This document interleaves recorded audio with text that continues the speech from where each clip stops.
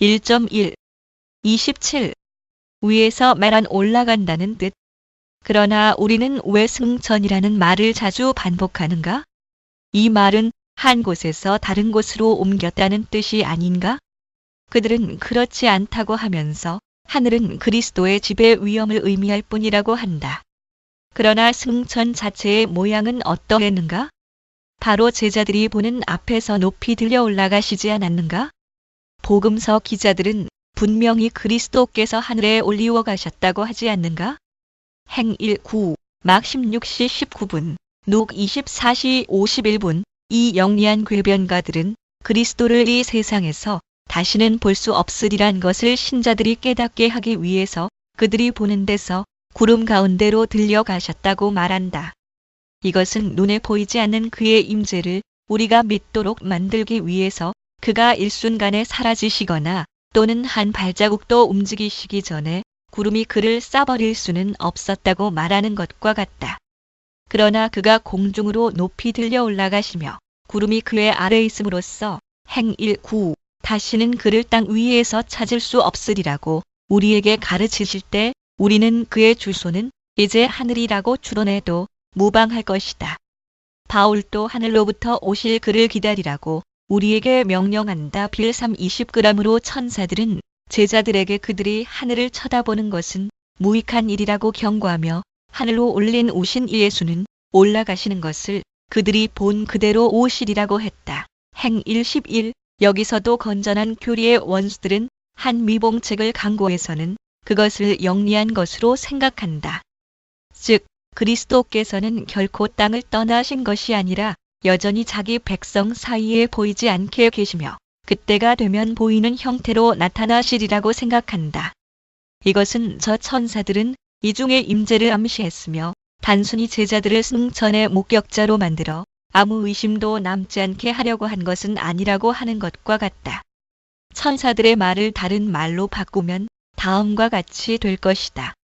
즉 그대들이 보는 앞에서 하늘로 올리워 가신 그는 그의 하늘나라를 되찾으셨으므로 이제부터 그대들은 그가 세상의 심판자로서 다시 오실 때까지 참고 기다려야 한다.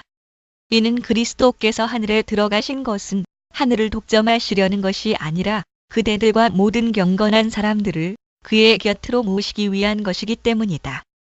1.2 28 어거스틴의 증언.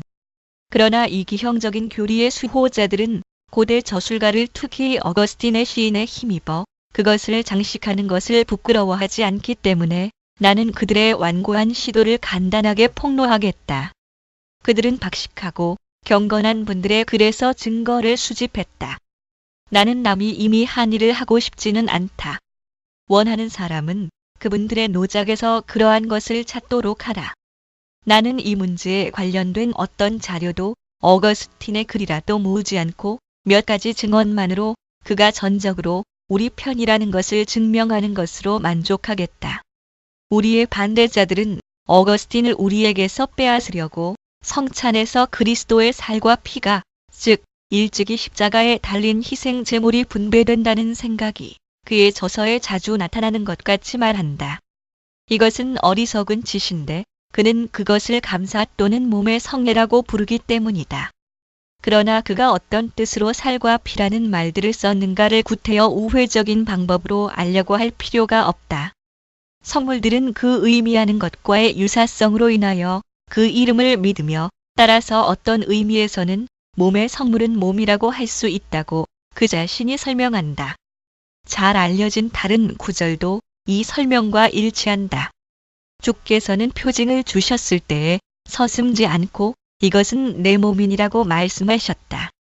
그러나 그들은 어거스틴은 그리스도의 몸이 지상에 떨어져 입에 들어간다고 분명히 기록했다고 다시 항의한다. 물론 그는 그렇게 썼다. 그러나 그것은 그가 그리스도의 몸을 먹는다고 한 것과 같은 뜻이며 그는 이 두 가지 말을 서로 연결시킨다. 이 신비가 실행된 후에 떡은 없어져 버린다고 하는 그의 발언은 이것과 모순되지 않는다. 그가 조금 전에 말한 것과 같이 이 일들은 사람들이 하는 것이므로 사람이 행할 때 기적이라고 해서가 아니라 거룩한 일이라고 해서 존경을 받을 수 있다. 또 우리의 논적들이 경솔하게 자기들의 것이라고 주장하는 것도 같은 뜻이다. 즉, 신비로운 떡을 제자들에게 내주셨을 때에 그리스도께서는 이를테면 자기 자신을 손에 들고 계셨다고 어거스틴은 말한다. 그는 유사성을 표시하는 부사 이를테면을 넣음으로써 그리스도께서 빵 속에 참으로 또 진실로 들어 계시지 않다는 것을 충분하게 밝힌다. 물론이다. 그는 다른 곳에서 공간 내의 위치를 빼앗긴 몸은 어디에도 존재하지 않을 것이며 아무데도 없으므로 절대로 존재하지 않을 것이라고 명백하게 주장하기 때문이다. 거기서 어거스틴은 하나님께서 특별한 권능을 행사하시는 성찬에 대해서 말하지 않는다고 하는 것은 구차한 궤변이다. 그리스도의 살에 관해서 의문이 제기되었을 때 이 거룩한 분은 다음과 같이 신중하게 대답하기 때문이다. 그리스도께서는 자기의 살에 불멸성을 부여하셨으나 그 본성은 제거하지 않으셨다.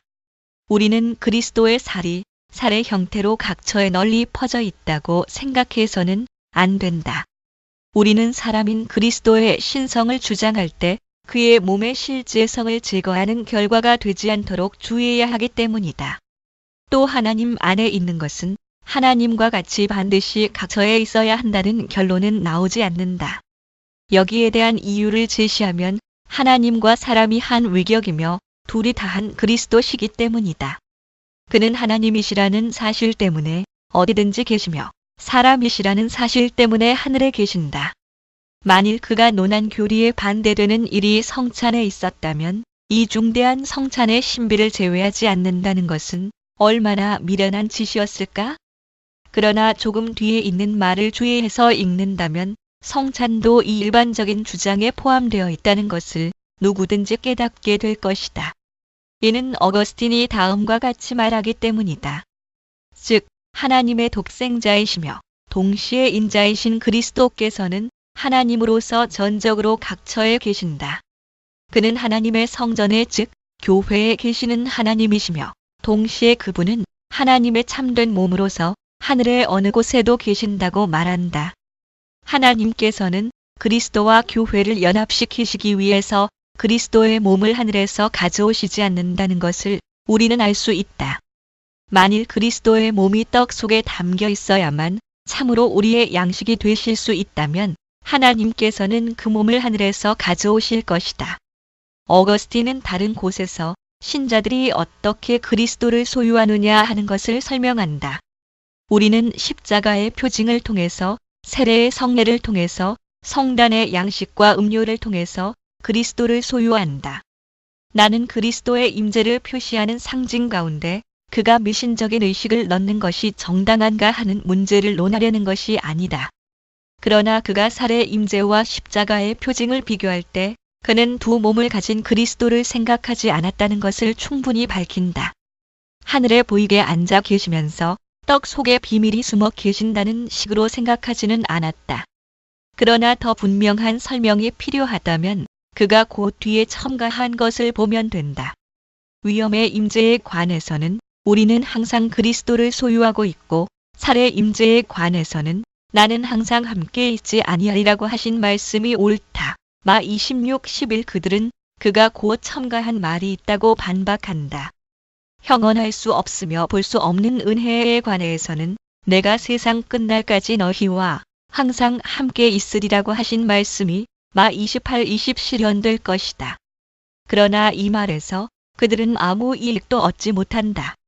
이 말은 몸과 항상 대립되는 권위에 한정되었고 살은 분명히 은혜나 권능과는 구별되기 때문이다.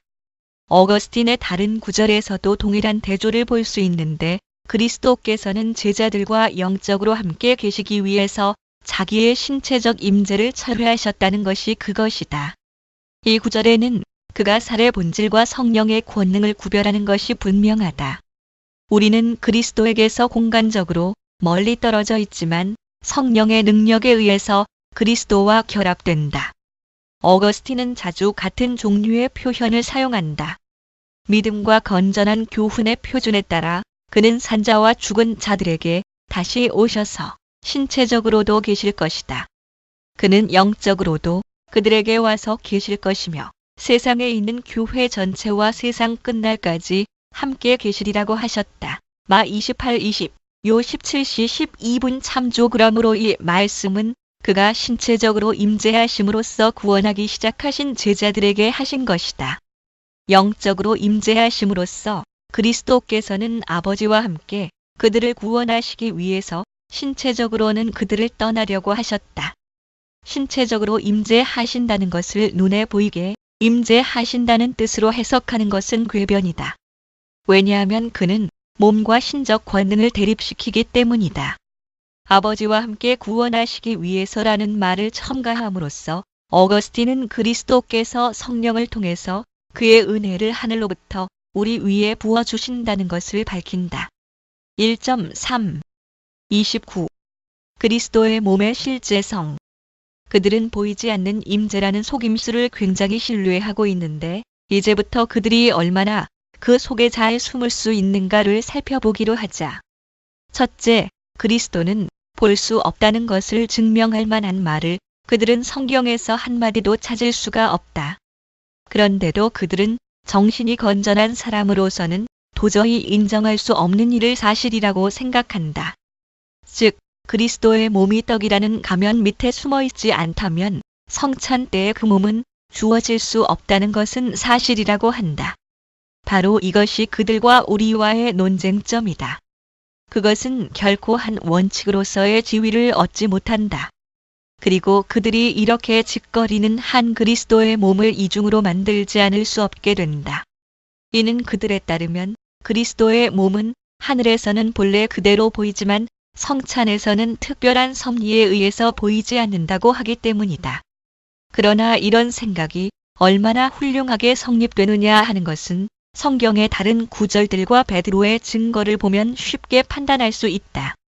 베드로는 그리스도께서 다시 오실 때까지 하늘은 그를 마땅히 받아두어야 한다고 말한다. 행 3:21. 이 사람들은 그리스도께서는 공간의 각처에 계시나 형태는 없다고 가르친다.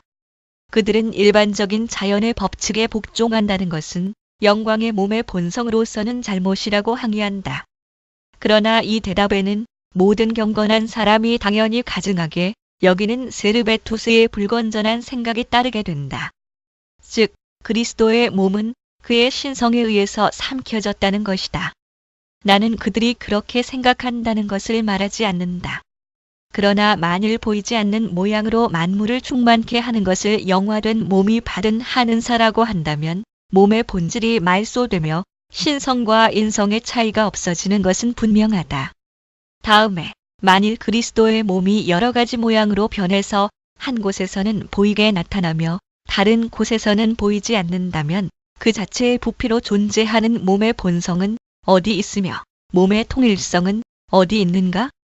터툴리안은 훨씬 올바른 주장을 했다. 즉, 성찬식에서는 영적 생명의 담보와 보증으로서 그리스도의 몸의 형상이 우리 앞에 놓이는 것이기 때문에 그리스도의 몸은 진정한 것이며 또 자연적인 것이었다고 주장한다. 확실히 그리스도께서도 영화된 몸에 대해서 나를 만져보라, 영은 살과 뼈가 없으리라고 하셨다. 룩 24시 39분. 그리스도께서 친히 자기는 만질 수 있으며 볼 수 있다고 말씀하심으로써 그의 살의 실제성을 증명하셨다는 점에 주의해야 한다. 만질 수 없고 볼 수 없으면 살은 없어진 것이다. 그들은 항상 자기들이 조작한 특별 섭리란 것으로 도피한다. 그러나 그리스도께서 절대적으로 선언하시는 것을 받아들이며 그 주장하시는 뜻을 무조건 존중하는 것이 우리의 의무이다.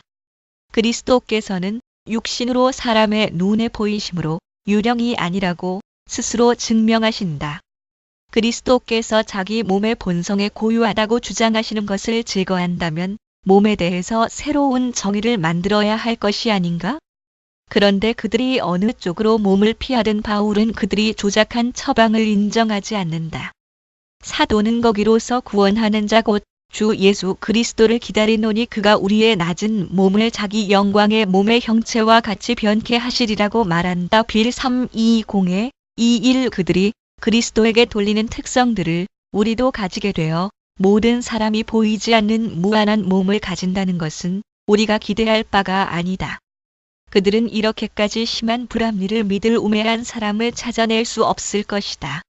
그러므로 그들은 동시에 여러 곳에 있으면서 어느 공간에도 들어있지 않는다는 특성을 그리스도의 영화된 몸에 돌리지 말아야 한다.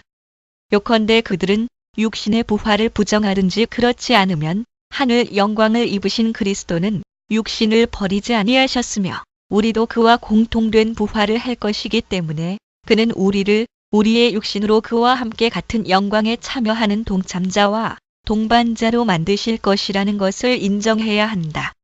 그리스도께서는 동정녀에게서 나실 때 우리의 참 육신을 취하셨으며 우리를 위해서 보속하실 때 우리의 참 육신으로 순환을 받으신 것과 같이 부활하실 때에도 동일한 참 육신을 받으셨고 그 육신을 하늘로 가지고 가셨다는 것을 성경 전체가 어느 교리보다도 가장 분명하게 가르치지 않는가?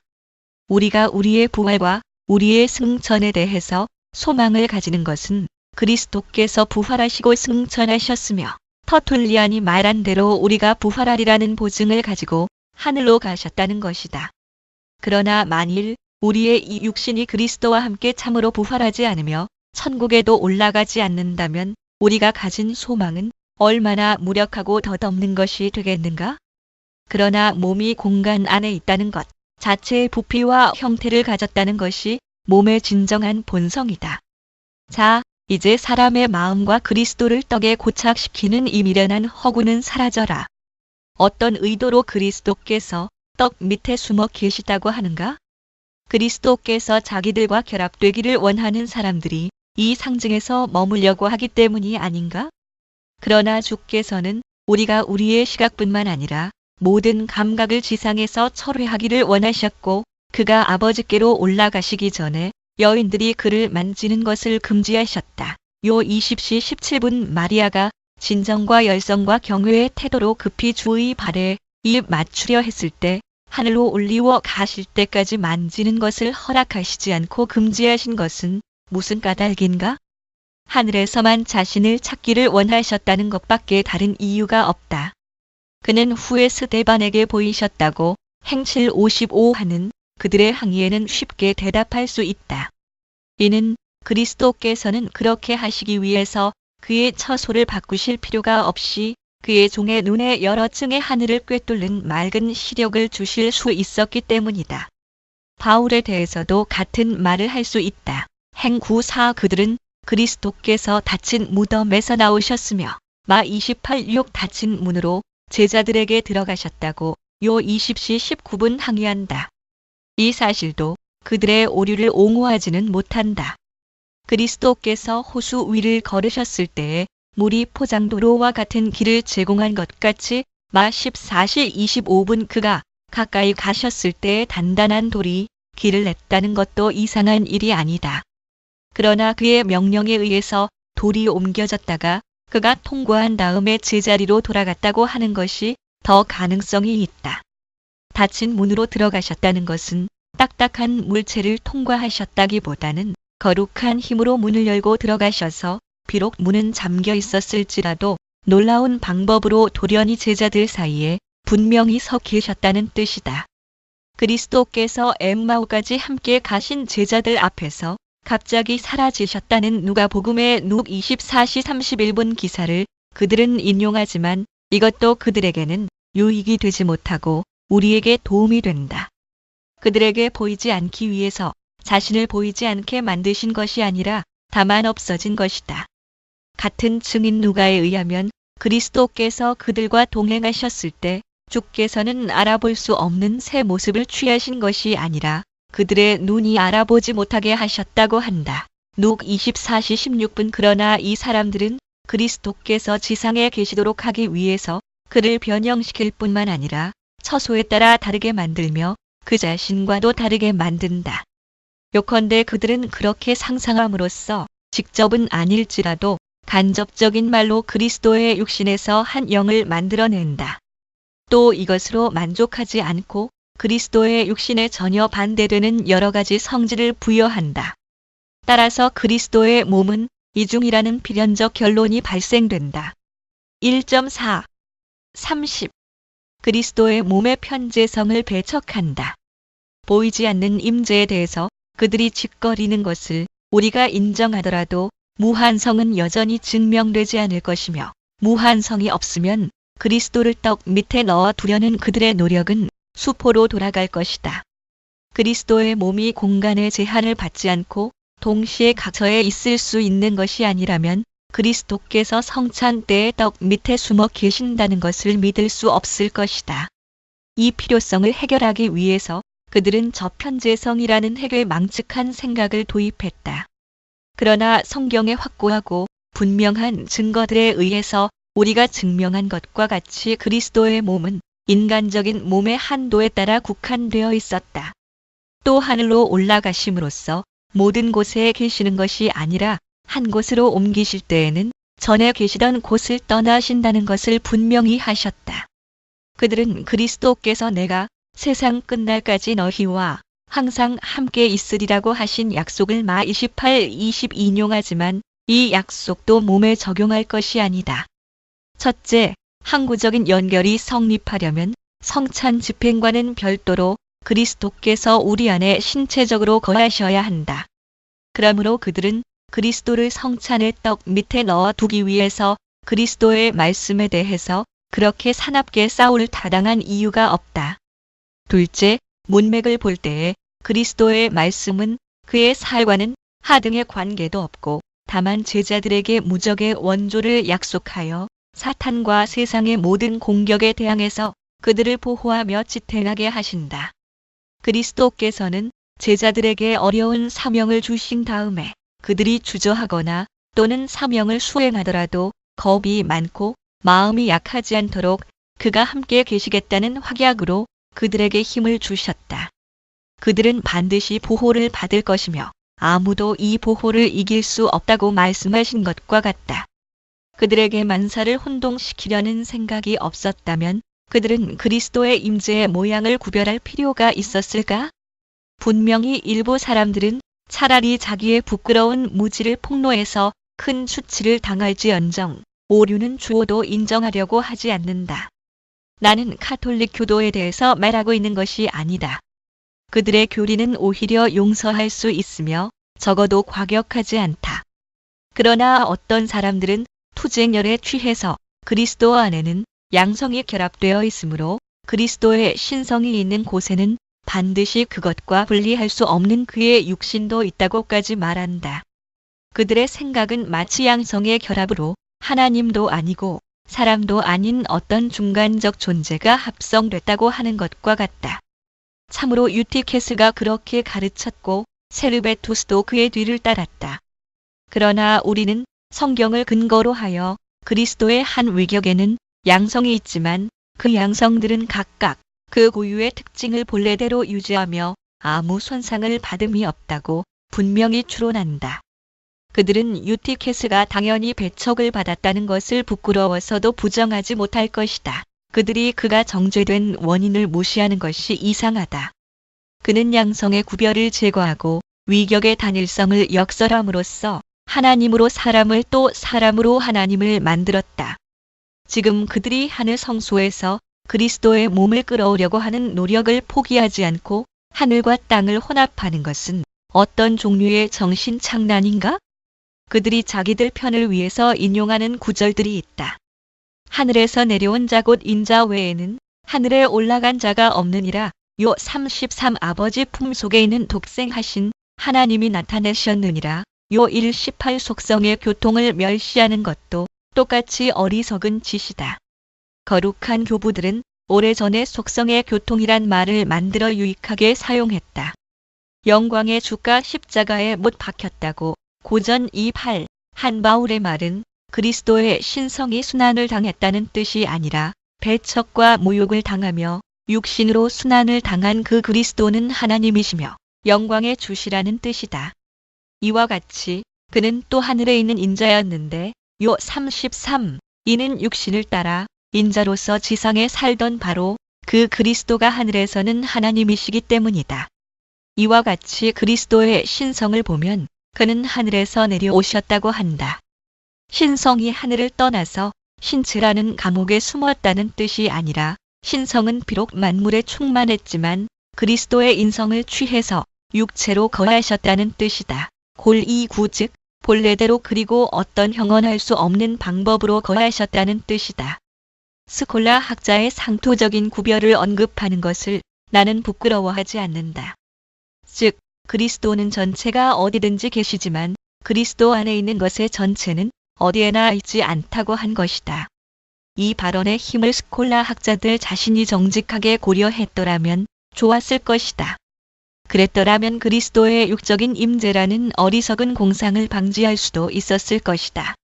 그러므로 우리의 중보자는 그 전체가 어디든지 계시므로 항상 그의 백성들과 함께 계시며 성찬에서는 특별한 방법으로 자신을 나타내신다. 즉, 그리스도 전체가 계시지만 완전히 계시는 것이 아니다. 이미 말한 바와 같이 심판하러 나타나실 때까지 그리스도는 육신으로 하늘에 계시기 때문이다. 1.5 31. 그리스도를 우리에게로 끌어내리는 것이 아니라 우리가 그에게로 들어 올리는 것이다. 그러나 성찬에서 살이 떡 속에 있지 않으면 살이 임재하지 않는다고 생각하는 사람들은 큰 과오를 범한다. 그들은 이렇게 함으로써 성령께서 비밀히 역사하실 여지를 남겨놓지 않는다. 그들은 그리스도께서 우리에게 내려오시지 않으면 우리와 함께 계시지 않는 것으로 생각한다. 그가 우리를 자신에게로 들어 올리신다면 우리는 그의 임재를 똑같이 즐길 수 있으리란 것을 부인하는 것과 같은 생각이다. 그러므로 문제는 임재의 방법뿐이다. 그들은 그리스도를 떡 속에 두고 우리는 그와는 반대로 그리스도를 우리에게 끌어내리는 것은 옳은 일이 아니라고 생각한다. 어느 편이 올바른지는 독자들이 결정하라. 단 그리스도께서 떡 밑에 숨어 계시지 않는다면 그리스도는 성찬에서 제거된다고 하는 중상모략은 그만둬야 한다. 이 신비는 천상적인 것이며 그리스도와 우리가 결합되기 위해서 그를 지상으로 끌어내릴 필요가 없기 때문이다. 1.6 신자들이 성령에 의해서 참가하는 신체적 임재의 참된 성격 3.2에 3.4 1.7 32 이 신비에 대한 복잡한 해석들을 배척한다. 만일 누가 이 일이 어떻게 생기느냐고 문의한다면 이것은 너무도 고상한 비밀이어서 나의 지성으로 이해하거나 나의 말로 표현할 수 없다고 조금도 주저함이 없이 고백할 것이다. 더 분명하게 말한다면 나는 이 비밀을 이해한다기보다 경험한다. 그러므로 나는 여기서 하나님의 진리를 아무 이의 없이 받아들여 그 진리에서 안식을 얻으려 한다. 그는 그의 살은 나의 영혼의 양식이며 그의 피는 영혼의 음료라고 선언하신다. 요 6:53이야 나는 나의 영혼을 그에게 드려 그런 양식을 받아 먹게 한다. 거룩한 만찬에서 그는 떡과 포도주가 상징하는 그의 몸과 피를 받아 먹으며 마시라고 나에게 명령하신다. 나는 참으로 그가 친히 주시며 또 내가 받는다는 것을 의심하지 않는다. 나는 그리스도의 천상적인 위엄에 합당하지 않거나 그의 인성의 실제 성과 양립할 수 없는 불합리한 생각들만을 물리친다. 그런 것들은 하나님의 말씀과 필연적으로 충돌되기 때문이다. 하나님의 말씀은 그리스도께서 천국 영광에 들어가셔서 누 24시 26분 모든 지상적인 상태를 초월하셨다고 가르치며 동시에 진정한 인성에 있어서 고유한 일들이 그의 인성에도 있다고 엄밀하게 밝힌다. 이것을 믿을 수 없다거나 이성과 합치하지 않는다고 생각해서는 안 된다. 그리스도의 나라 전체는 영적인 것이므로 그가 교회에 대해서 역사하시는 일을 이 세상의 이성에 예속시키는 것은 옳지 않다. 어거스틴의 말을 인용하면 다른 신비들과 같이 이 신비도 사람이 집행하지만 하나님의 뜻대로 하는 것이며 지상에서 하는 일이지만 천상적인 방법으로 하는 것이다. 몸의 임재는 이 성례의 성격이 요구하는 임재인데 이 임재는 강력한 권능과 효과로 나타나서 우리의 마음의 영생에 대한 부동의 확신을 줄 뿐만 아니라 우리의 육도 영생 불사하리라는 확신을 우리에게 준다. 참으로 우리의 육은 지금 그의 영원 불멸의 살에 의해서 생명을 얻으며 어떤 의미에서는 그의 영생 불사에 참여한다. 자기의 과장된 생각으로 이 한계를 넘는 사람들은 그런 복잡한 생각으로 단순하고 평이한 진리를 흐리게 할 뿐이다. 아직 만족하지 못하는 사람이 있다면 그런 사람은 나와 함께 잠깐 신중히 생각해 보기를 바란다. 우리가 지금 논하는 성례는 그 전체를 믿음과 관련시켜야 한다. 그러나 이미 언명한 바와 같이 우리는 몸에 참여함으로써 그리스도를 하늘에서 끌어내리는 사람들 못지않게 우리의 믿음에 풍성하고 훌륭한 양식을 먹인다. 동시에 나는 그리스도의 살이 우리의 영혼과 혼합된다느니 우리의 영혼에 주입된다느니 하는 그들의 생각을 배척한다는 것을 솔직하게 고백한다. 비록 그리스도의 살이 우리 안에 들어오지 않더라도 그리스도께서 그의 살의 본질에서 생명을 우리의 영혼에 불어넣으신다면, 참으로 그의 생명 자체를 우리 안에 불어넣으신다면 그것으로 우리에게는 충분하다. 그뿐 아니라 바울이 모든 성경 해석이 따르기를 요구하는 롬 12:3, 6 믿음의 유추는 확실히 이 문제에서 우리의 견해를 현저하게 지지한다. 평이한 진리에 완강히 반대하는 사람들은 어떤 믿음의 표준을 따르고 있는가를 반성하라. 예수 그리스도께서 육신으로 오신 것을 시인하지 않는 사람들은 하나님께 속하지 않는다. 요엘 4:2에 3:2 사람들은 숨기거나 또는 깨닫지 못하지만 그리스도에게서 육신을 빼앗는다. 1.8 33 그리스도에게 영적으로 따라서 실제적으로 참여한다. 불신자가 성찬에 참가하는 문제. 우리는 같은 방법으로 성찬 참여에 대해서도 판단해야 한다. 그들은 떡 밑에 계시는 그리스도를 삼키지 않는다면 성찬에 참여한 것이 아니라고 한다. 그러나 우리가 그리스도의 살과 피에 참여하게 되는 것은 성령의 무한한 능력으로 되는 일이라는 것을 믿지 않는다면 우리는 성령에 대해서 중대한 해를 가하게 된다. 우리가 가르치고 고대 교회가 알고 있는 것과 같은 이 신비의 능력이 과거 400년 동안을 당연히 받을 존경을 받았다면 우리에게는 더할 나위 없는 만족이었을 것이다. 무서운 분쟁을 일으킨 여러 가지 추악한 오류도 방지할 수 있었을 것이다. 그때나 지금이나 교회는 그로 인하여 고통을 당했고 또 당하고 있다. 동시에 호기심이 강한 사람들은 성경에 전혀 없는 과장된 임재의 양식을 주장한다. 그들은 마치 경건의 전체가 속담에 있듯이 이물과 고물이 그리스도를 떡 밑에 가두어 두는 데 있는 것 같이 미련하고 경솔하게 생각한 이런 주장에 대해서 떠든다. 일찍이 우리를 위해서 주신 그리스도의 몸이 어떻게 우리 것이 되는가, 또 일찍이 흘리신 그의 피에 어떻게 우리가 참여하게 되는가 하는 것이 우리가 알아야 할 가장 중요한 문제였다. 그렇게 참여하는 것이 십자가에 달리신 그리스도를 전적으로 소유하며 그의 모든 은혜를 우리도 즐기게 되는 것이기 때문이다. 그런데 그들은 이 가장 중요한 일들을 보지 않고, 아니 무시하고 거의 매장하면서 이 한 가지 곤란한 질문, 즉 그리스도의 몸은 어떻게 떡 밑에 또는 떡의 형태 밑에 숨어 계시느냐고 질문하기를 좋아한다. 그들은 우리가 먹는 방법에만 주의한다고 함으로써 영적으로 먹는 데 대한 우리의 주장이 모두 참으로 또 실제로 먹는 것과는 반대된다고 거짓되게 떠든다. 그들은 그리스도를 떡 속에 넣어 둠으로써 육적 방법으로 먹고, 우리는 성령의 비밀한 힘이 우리와 그리스도를 결합하는 유대라고 함으로써 영적 방법으로 먹는다. 우리는 그리스도의 살을 먹음으로써 신자가 받는 유익 또는 효과만을 말한다고 하는 그들의 항의 또한 옳지 않다. 우리가 전에 말한 것과 같이 그리스도 자신이 성찬의 본체이시기 때문이다. 결과는 그의 죽음의 희생에 의해서 우리의 죄가 씻겨지고, 그의 피에 의해서 우리가 깨끗해지며, 그의 부활에 의해서 우리가 하늘 생명을 바라보는 경지에까지 높여진다는 사실에서 오는 것이다. 그러나 그리스도의 살을 먹는 것이 성찬이라는 롬바르드가 시작한 우매한 공상 때문에 그들의 마음은 비뚤어졌다. 롬바르드의 말을 인용한다면 떡과 포도주의 형태들은 성물이고 본체는 아니다. 그리스도의 살과 피는 성물이며 본체다. 그의 신비로운 살은 본체요 성물이 아니다. 또 그는 상징된 또 포함된 것은 그리스도의 고유의 살이다. 상징되었으나 포함되지 않은 것은 그 신비로운 몸이다라고 했다. 나도 그리스도의 살과 거기에 포함된 효과적인 영향을 그가 구별한 데에는 찬성한다. 그러나 그가 그리스도의 살을 성물이라고 하며 심지어 떡 속에 포함되는 것 같이 말하는 것은 참을 수 없는 오류이다.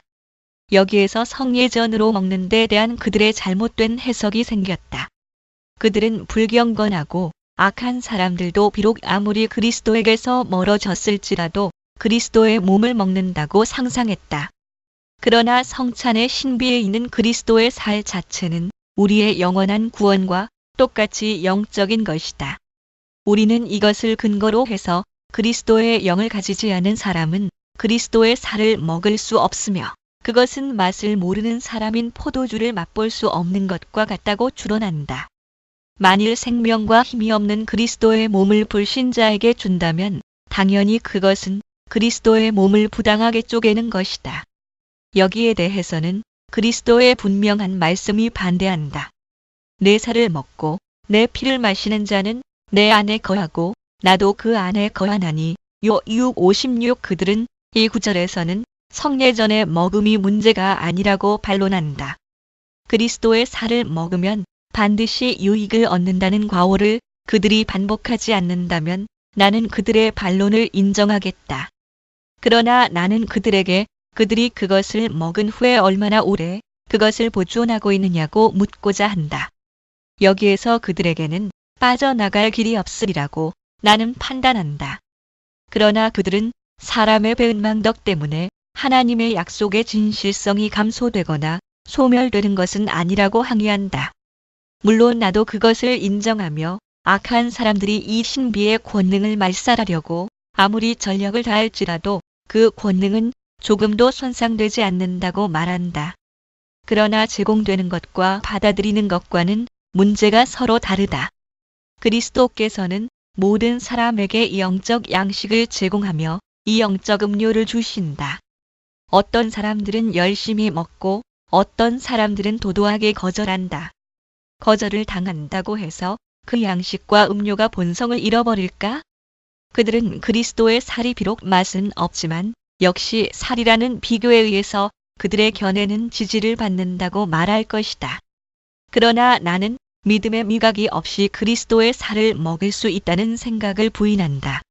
어거스틴처럼 바꿔 말한다면 사람은 믿음의 그릇에 담을 수 있는 것만큼 성찬에서 얻어갈 뿐이다. 이와 같이 성찬은 아무것도 빼앗기지 않는다. 참으로 성찬의 진리 성과 효과는 여전히 감소되지 않는다. 그러나 악인들은 외형적으로 성찬에 참여하더라도 빈손으로 돌아간다.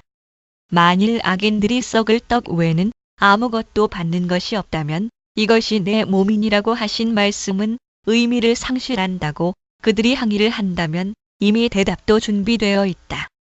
하나님의 진실성은 받는 일 자체에서 인정할 것이 아니라 그의 변함없는 선하심에서 인정되어야 한다는 것이 하나님의 뜻이다.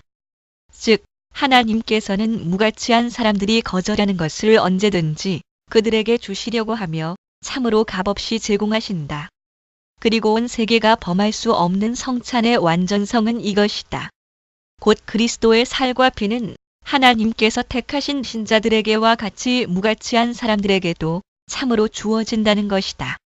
그러나 동시에 비가 굳은 바위 위에 떨어지더라도 돌에 빈틈이 없기 때문에 겉으로만 흘러내리는 것과 같이 악인들은 하나님의 은혜를 그 완고한 마음으로 물리쳐 은혜가 그들에게 미치지 못하게 한다.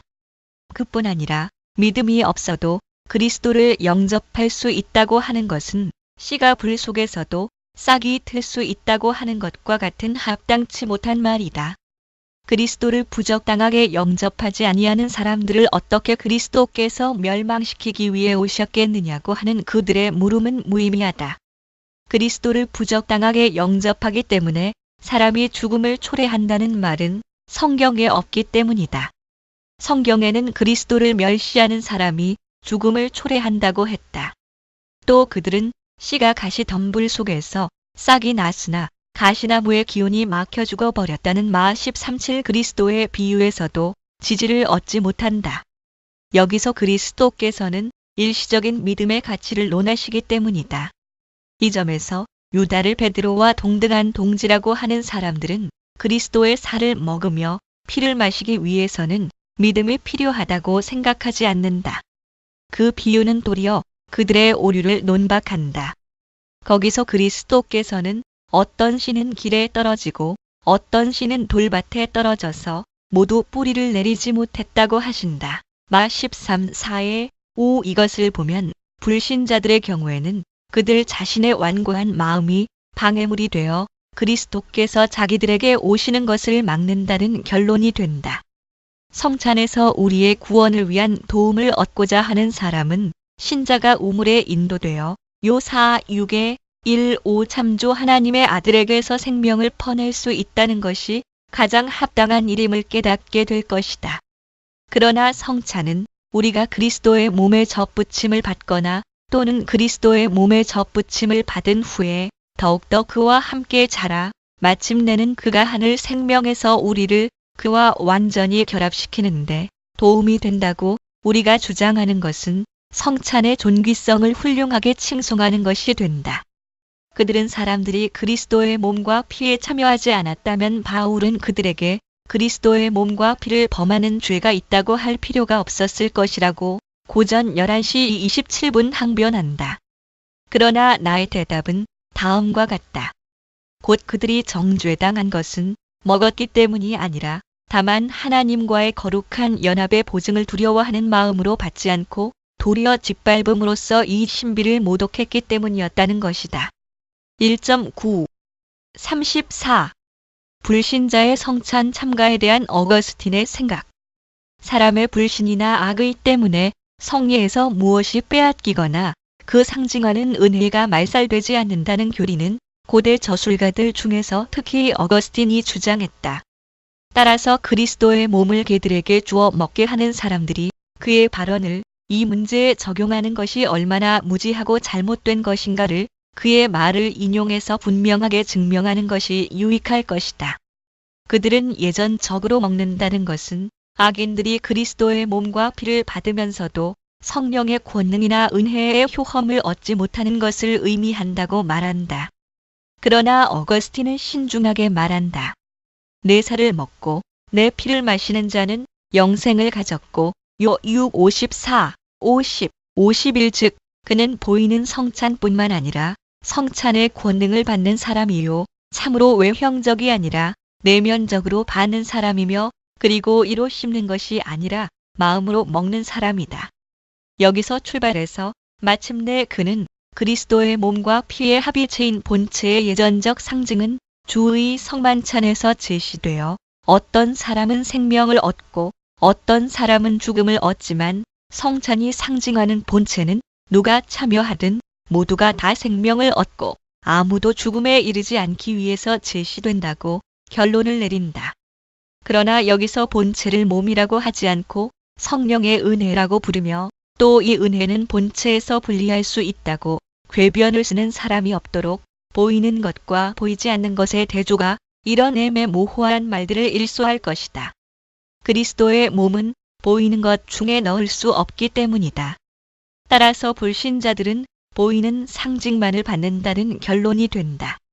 그리고 어거스틴은 모든 의혹을 더욱 효과적으로 물리치기 위해서 이 떡을 위해서는 속사람이 굶주릴 필요가 있다고 말한 후에 다음과 같이 첨부한다. 모세와 아론과 비나스와 그 밖에 만나를 먹은 많은 사람들은 하나님을 기쁘시게 했다. 출 16시 14분 이하 왜 그들은 보이는 양식을 영적으로 이해했으며 영적으로 줄였고 영적으로 맛보고 영적으로 배부르려고 했기 때문이다. 지금 우리도 보이는 양식을 받는다. 그러나 성찬과 성찬의 권능과는 서로 다르다. 조금 후에 그는 말한다. 그러므로 그리스도 안에 거하지 않고 그리스도께서도 그 안에 거하시지 않는 사람은 아무리 육신으로 또 보이게 그 몸과 피의 표징을 이로 씹을지라도 영적으로는 그리스도의 살을 먹으며 피를 마시지 않는 것이 분명하다. 여기서도 그는 보이는 표징과 영적으로 먹는 것과를 대립시킨다. 이 대립에 의해서 그리스도의 보이지 않는 몸은 영적으로 먹지 않아도 예전적으로는 실제적으로 먹는다고 하는 그들의 오류가 반박된다. 또 어거스틴은 불경하고 불결한 사람들에게는 표징을 먹는 보이는 행동 이외에 아무것도 허락되지 않는다고 한다. 여기서 그의 유명한 말, 즉 다른 제자들은 그리스도인 떡을 먹었으나 유다는 그리스도의 떡을 먹었다는 말이 나왔다. 이렇게 말함으로써 그는 몸과 피에 참가하는 일에서 분명히 불신자들을 제외한다. 그는 다른 데서도 같은 뜻으로 말한다.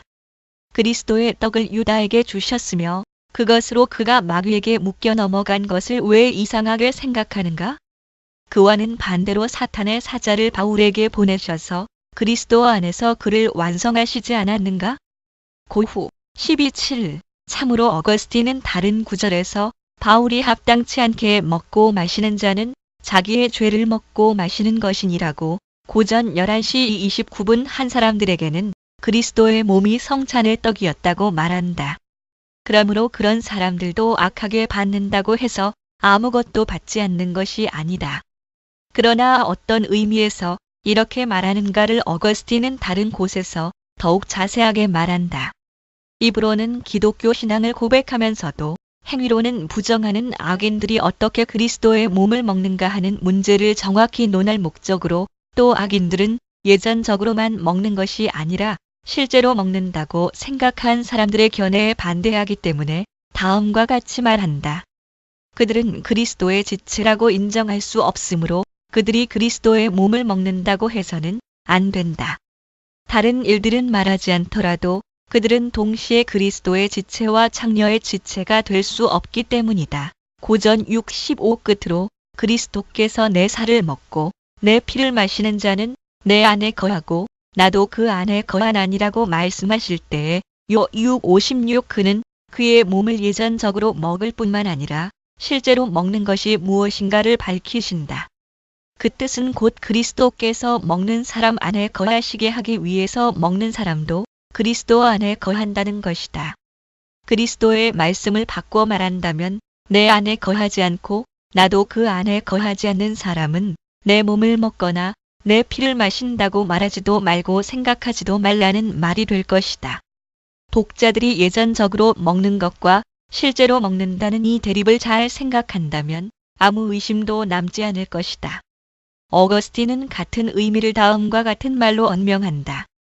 그대의 입을 준비하지 말고 마음을 준비하라. 이 만찬은 마음을 위해서 권하는 것이기 때문이다. 보라, 우리는 그리스도를 신앙으로 받을 때에 그리스도를 믿으며 그를 받을 때에 우리가 생각하는 바를 안다. 우리는 적게 받으나 그것으로 마음의 영향을 얻는다.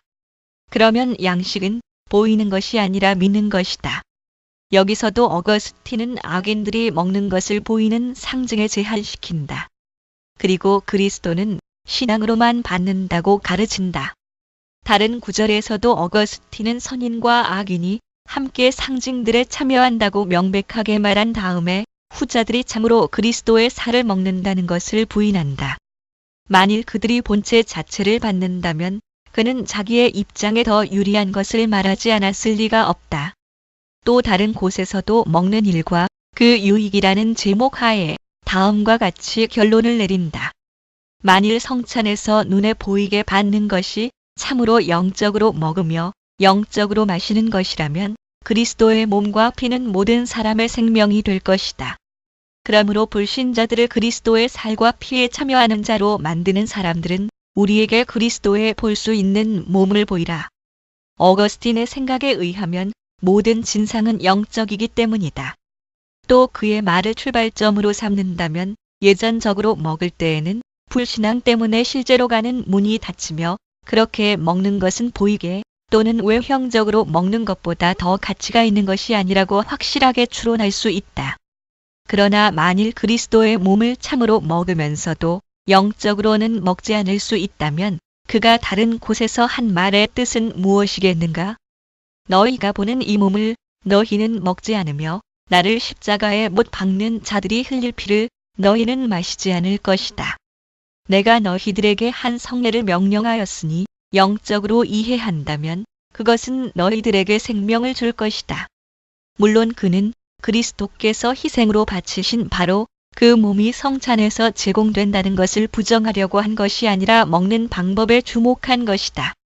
즉, 그리스도의 몸은 이미 하늘 영광 속에 영접되어 지금은 성령의 비밀한 힘에 의해서 우리 위에 생명을 불어보내신다는 것이다.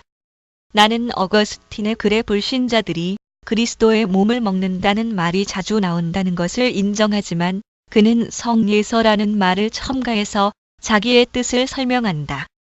또 다른 구절에서는 영적으로 먹는 데 대해서 그것은 우리가 은혜를 삼키는 것이 아니라고 설명한다. 혹 반대론자들이 내가 어거스틴의 말을 너무 자주 인용한다고 주장할 우려가 있으므로 나는 그의 말을 하나만 인용해서 그들이 어떻게 회피할 수 있는가를 보고자 한다. 그는 성례는 선택된 사람들에게서만 그 상징하는 결과를 나타낸다고 말한다. 물론 그들은 성찬에서 그리스도의 몸이 떡에 의해서 상징된다는 것을 감히 부인하지 못한다. 그러므로 악인들에게는 그리스도의 몸에 참여하는 일이 허락되지 않는다는 결론이 된다. 키릴로스도 같은 의견이었다는 것은 그의 말이 증명한다.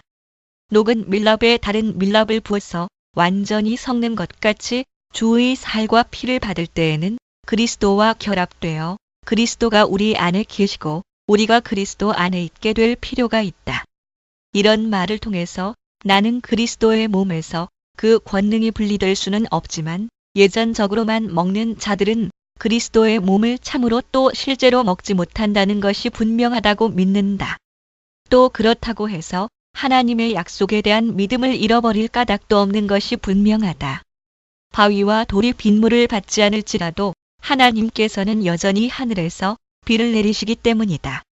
1.10 물질에 대한 미신적 숭배를 배척한다. 3.5에 3.7 1.11 35 물질 숭배를 배척한다. 이 일을 알므로써 어떤 사악하고 경솔한 사람들이 성찬에 집어넣은 물질 숭배에서 쉽게 떠날 수 있을 것이다. 그들의 논법은 다음과 같은 것이었다. 만일 그것이 몸이라면 몸에는 영혼과 신성이 함께 있으며 몸에서 분리될 수 없다. 따라서 우리는 거기서 그리스도를 예배해야 된다. 우선 그들의 병제설이 부정된다면 그들은 어떻게 하려는가? 그들은 몸에서 영혼과 신성을 분리하는 것은 우매한 짓이라고 역설하지만 어떤 건전하고 바른 사람이 그리스도의 몸은 그리스도라고 믿을 수 있겠는가? 참으로 그들은 3단 논법으로 깨끗하게 증명한다고 생각한다. 그러나 그리스도께서는 자신의 몸과 피에 대해서 따로따로 말씀하시고 그가 임재하시는 모양에 대해서는 말씀하시지 않는다. 그러면 어떻게 그들은 불확실한 것을 가지고 그들이 원하는 것을 결정적으로 증명할 수 있겠는가? 그러면 어떻게 될 것인가? 그들의 양심이 좀 더 엄숙한 느낌으로 불안을 느낀다면 그들은 그 3단 논법과 함께 곧 해체되며 녹아버릴 것이 아닌가? 그들에게 하나님의 확실한 말씀이 없다는 것을 깨달을 때에 그렇게 될 것이다. 우리의 영혼이 책임 추궁을 당할 때에 굳게 의지할 곳은 하나님의 말씀뿐이기 때문이다. 하나님의 말씀이 없으면 우리의 영혼은 사도들의 교훈과 모범이 자기들에 반대된다는 것과 자기들에게는 자기 이외의 권위가 없다는 것을 깨닫기 시작하는 즉시 실신하고 만다. 이 충격에 다른 날카로운 가책도 부과될 것이다. 우리가 아무 명령도 받지 않은 듯이 이런 형식으로 하나님을 예배한다는 것은 큰 문제가 아니었다는 말인가? 하나님께 대한 진정한 경배가 문제되는 마당에서 성경이 한마디도 지지하지 않는 일을 그렇게 경박하게 시작해도 좋겠는가? 마땅히 가져야 할 겸손한 태도로 모든 생각을 하나님의 말씀에 복종시켰다면 틀림없이 그들은 받아먹으라 마시라는 마 26:26의 27 주의 말씀을 들었을 것이며 성찬을 예배하라고 하지 않고 받으라고 하신 주의 이 명령에 순종했을 것이다. 그러나 하나님께서 명령하신 대로 성찬을 받는 사람들은 예배하지 않고도 하나님의 명령에서 어긋나지 않았다는 확신을 가진다. 우리가 무슨 일을 할 때에 이런 신념처럼 귀한 것은 없다. 사도들의 선례를 보면 그들은 엎드려 숭배한 것이 아니라 앉아서 받아먹었다고 성경에 기록되었다. 사도 시대의 교회 관습을 보면 누가가 기록하는 대로 신자들은 함께 예배하지 않고 떡을 나눠 먹었다고 한다. 행위 42. 사도들의 교훈을 보면 바울은 고린도 교회에 대해서 자기가 그들에게 전한 것은 주께서 받은 것이라고 가르쳤다. 고전 11시 23분. 1.12. 36. 이런 숭배는 미신이며 우상이다. 이런 일들을 보면 경건한 독자들은 이런 숭고한 문제에서 하나님의 단순한 말씀을 떠나 우리 자신의 두뇌의 공상으로 흘러가는 것이 얼마나 불안한 일인가를 반성하게 된다. 그러나 우리가 위에서 말한 것을 생각한다면 이 문제에 대한 모든 불안이 없어질 것이다. 경건한 사람이 성찬에서 그리스도를 올바르게 이해하려면 하늘로 높이 들려야 하기 때문이다. 사람의 약한 마음을 도와 영적 신비들의 높은 곳을 볼 수 있도록 높이 올라가게 하는 것이 성찬이 하는 일이라면 외형적인 표징에서 그치는 사람들은 그리스도를 찾는 바른 길에서 벗어난 것이다. 그러면 어떻게 할 것인가? 사람들이 떡 앞에 엎드려 거기서 그리스도를 경배하는 것을 미신적인 경배가 아니라고 할 것인가?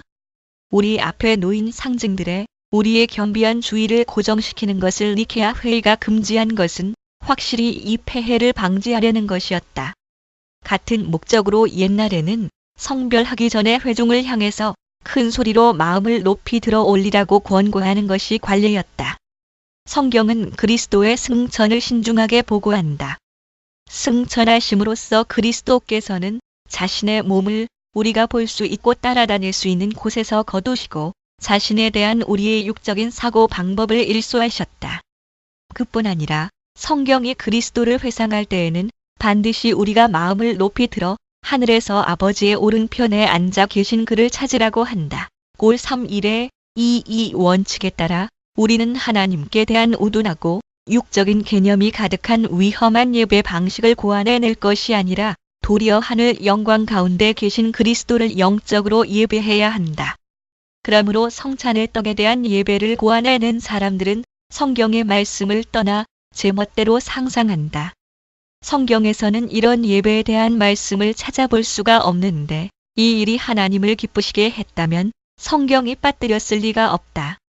그뿐 아니라 그들은 성경이 반대하는 것을 무시하면서 살아 계신 하나님을 버리고 자기들이 원하는 대로 신을 만들어냈다. 이렇게 은사를 주시는 분 대신에 그 은사를 경배하는 것이 우상 숭배가 아니면 무엇이 우상 숭배인가? 여기에는 이중의 죄가 있다. 하나님에게서 빼앗은 예배를 피조물에게 옮길 뿐만 아니라 롬 1:25 참고 하나님의 거룩한 떡을 가증한 우상으로 만들어 하나님의 선물을 더럽힘으로써 하나님 자신을 모욕한다. 그러나 그와는 반대로 우리는 같은 함정에 빠지지 않기 위해서 우리의 귀와 눈과 마음과 지성과 혀를 전적으로 하나님의 거룩한 교훈에 집중시켜야 한다. 이것이 최선의 교사, 즉 성령의 학교이기 때문이다. 우리는 여기서 충분히 전진하므로 아무것도 다른 데서 얻어올 필요가 없으며 또 이 학교에서 가르치지 않는 것이면 기꺼이 알고자 하는 생각을 포기해야 한다. 1.13 37. 성별된 떡으로 행하는 미신적인 의식들. 그러나 한번 올바른 한계를 넘은 미신은 한정 없이 계속해서 죄를 범함으로 그들은 더욱더 타락했다. 표징에 대해서 하나님께 영광을 드린다고 하면서도 성찬의 제정 정신과는 전혀 이질적인 의식들을 만들어냈다. 이 경배는 그리스도께 드리는 것이라고 그들은 말한다. 만일 성찬에서 그렇게 한다면 나는 표징에서 머물지 않고 하늘에 앉아 계신 그리스도를 향하는 것만이 합당한 경배라고 말한다. 그러나 그런 약속이 없음에도 불구하고 어떤 구실로 그들은 떡 속에 있는 그리스도를 경배한다고 장담하는가? 그들은 소위 성체를 성별에서는 행렬에서 들고 다니며 사람들이 보고 경배하며 기도하도록 엄숙하게 전시한다.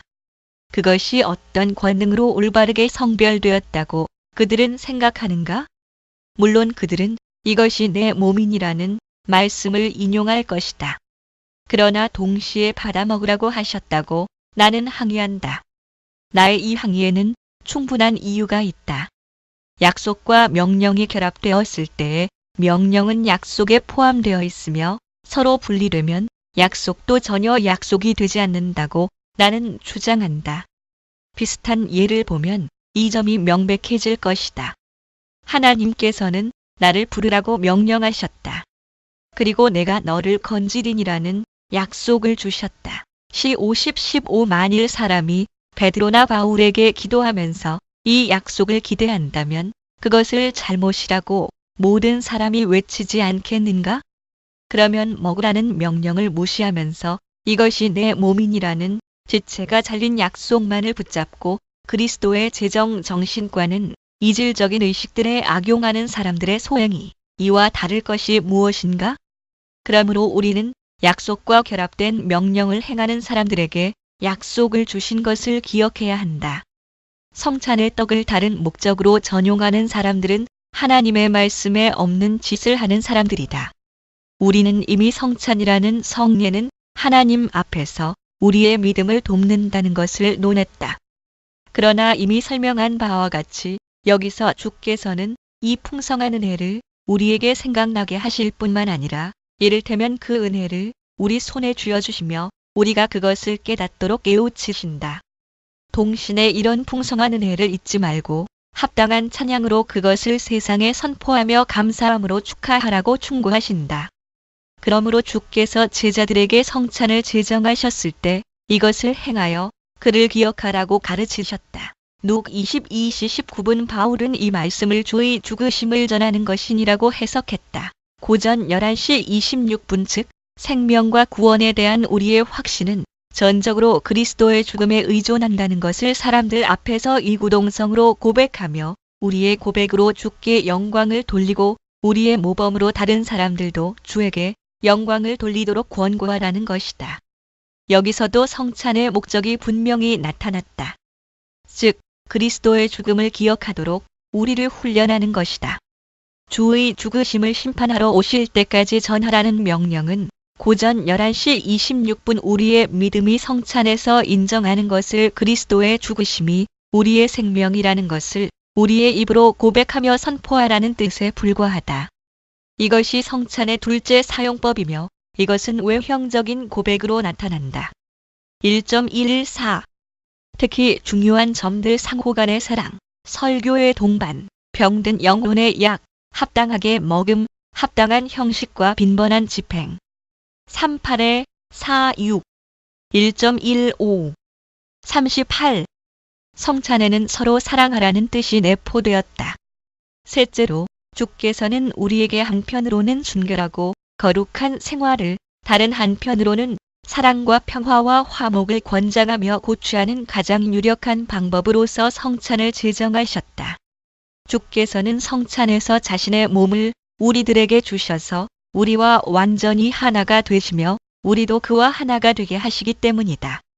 그런데 주께는 한 몸이 있을 뿐이며 우리를 모두 그 몸에 참여하게 하심으로 이 참여에 의해서 우리가 모두 한 몸이 될 필요가 있다.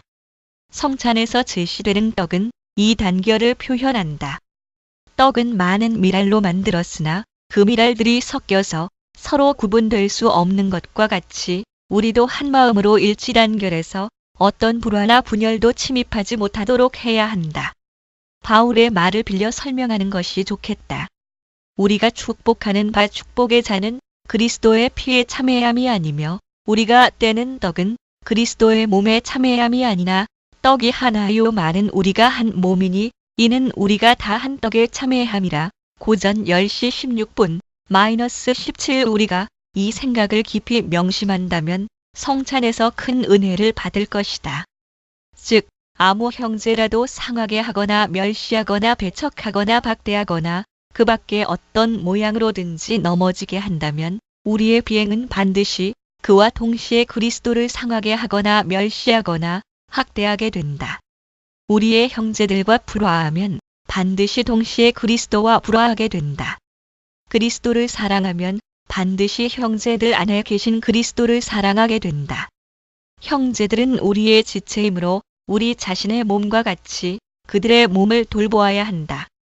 몸의 일부에 고통이 있으면 그 고통은 전신에 퍼지는 것과 같이 우리는 한 형제가 어떤 곤란을 받으면 버려두지 말고 깊이 동정해야 한다. 따라서 어거스틴이 자주 성찬을 사랑의 유대라고 부른 데에는 그만한 이유가 있다. 그리스도께서 자신을 우리에게 주시면서 우리도 그를 본받아 서로 헌신을 약속하며 실행하라고 권고하실 뿐만 아니라 자신을 우리 모든 사람에게 공통적으로 주심으로써 우리를 그의 안에서 모두 하나가 되게 하고 계시는데 무엇이 우리가 서로 사랑할 것을 이보다 더 날카롭게 자극할 수 있겠는가? 1.16 39. 말씀이 없으면 성찬은 있을 수 없다. 이것은 내가 다른 곳에서 말씀이 없으면 성찬은 바르게 집행될 수 없다고 한 말을 강력하게 지지한다. 우리가 성찬에서 받는 은혜에는 모두 말씀이 필요하기 때문이다. 우리의 믿음을 강화하거나 고백을 연습하거나 의무에 대한 열의를 일으키거나 하는 이 모든 일을 위해서는 설교가 필요하다. 그러므로 교황 독재 하에서 일어나는 것 같이 성찬을 말없는 행사로 만드는 것은 가장 불합리한 짓이다. 그들은 성별의 힘을 전적으로 사제의 의도에 의존시킨다. 이 신비의 뜻은 누구보다도 회중에게 설명해야 함에도 불구하고 그들은 회중과는 아무 상관이 없는 것 같이 처리한다. 따라서 또 다른 오류가 생겨났다. 즉, 성별을 완성하는 약속은 물질들을 상대로 한 것이 아니라 물질들을 받는 사람들을 상대로 한다는 것을 그들은 알지 못했다. 그리스도께서는 떡을 향해서 내 몸이 되라고 말씀하시지 않고 이 떡을 먹으라고 제자들을 향해서 명령하시며 그들이 그의 몸과 살에 참여하리라고 약속하신다. 바울도 약속이 떡과 잔과 함께 신자들에게 제공된다고 가르친다. 분명히 이것은 사실이다. 우리는 여기서 어떤 마술적인 주문을 공성해서는 안 된다. 마치 물질이 들어야 한다는 듯이 말씀을 입속으로 중얼거리면 충분하다고 생각해서는 안 된다. 이 말씀은 듣는 사람들의 덕을 세우며 그들로 하여금 이해하게 하고 그들의 마음속에 박혀 떠나지 않으며 그것이 약속하는 것을 실현함으로써 그 효력을 나타내는 산설교라는 것을 우리는 깨달아야 한다. 그러므로 특별한 경우에 병자들에게 분배하기 위해서 성별된 떡을 남겨두라고 주장하는 사람들이 있지만 그것은 무익한 일이다. 병자들이 받을 때에 성찬을 제정하신 그리스도의 말씀이 낭독되지 않거나 그렇지 않으면 목사가 이 신비의 뜻을 바르게 설명하고 표징을 분배하게 되겠기 때문이다. 침묵에는 남용과 과오가 따른다. 약속의 말씀을 낭독하고 신비의 뜻을 설명함으로써 받는 사람이 유익하게 받게 한다면 이것이 진정한 성별이라는 것은 의심할 여지가 없다. 그렇다면 성별의 효과가 병자들에게 미치지 못하는 그런 성별에 무슨 가치가 있겠는가? 이런 짓을 하는 사람들은 고대 교회에 선례가 있다고 말한다. 나는 이 말을 인정한다. 그러나 과오가 큰 폐해를 일으키는 이런 중대 문제에서는 진리 자체를 따르는 것이 가장 안전한 길이다. 1.17 40. 성찬에 합당치 못하게 참여한다는 뜻. 우리는 주의 만찬의 이 거룩한 떡은 영적 양식이라는 것을 안다. 그것은 하나님을 경건하게 경배하는 사람들에게는 건강에 도움이 될 뿐 아니라 참으로 귀한 진미가 된다. 그것을 맛볼 때에 그들은 그리스도께서 자기의 생명이심을 느끼고 감사할 마음이 생기며 신자들끼리 서로 사랑하자는 권고를 받는다. 이와는 반대로 이 빵을 받아도 믿음이 영양과 힘을 얻지 못하며 감사할 생각이나 사랑할 생각이 나지 않는 사람들에게는 도리어 무서운 독약이 된다. 물질적인 음식도 나쁜 체액이 가득한 위에 들어가면 또 그 자체도 상하고 썩은 것이면 영양보다 해를 준다. 그와 같이 이 영적 양식도 악의와 사악으로 부패한 영혼에 들어가면 더욱 큰 파멸을 일으킨다. 양식 자체에 과오가 있기 때문이 아니라 아무리 주의 축복으로 성결하게 된 것일지라도 더럽고 믿지 않는 자들에게는 깨끗한 것이 하나도 없기 때문이다.